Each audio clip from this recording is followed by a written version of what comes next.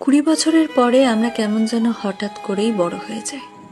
হাওয়ায় ভাসতে থাকা ফুরফুরে চঞ্চল জীবনটাই হঠাৎ যেন রেসপন্সিবিলিটি, কমিটমেন্ট, হার্ডওয়ার্ক এমন সব কঠিন কঠিন শব্দগুলো লাগাম লাগিয়ে দেয়।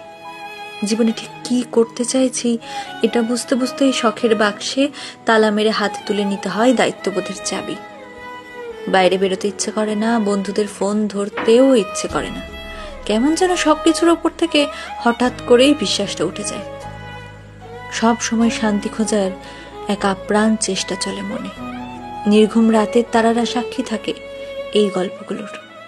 শখের জিনিসগুলোর একটা লম্বা লিস্ট তৈরি হয় মাথায়, কারণ 20 পর বাবার কাছে শখের জিনিসটা চাইতে কেন জানি ভীষণ দ্বিধা বোধ হয়। ইঁদুর দৌড়ের এই খেলায় নিজেকে টিকিয়ে রাখার যুদ্ধে হাঁপিয়ে ওঠে মন। ছোটবেলায় বড় হতে চাইতাম, এখন বড় হয়ে গিয়েও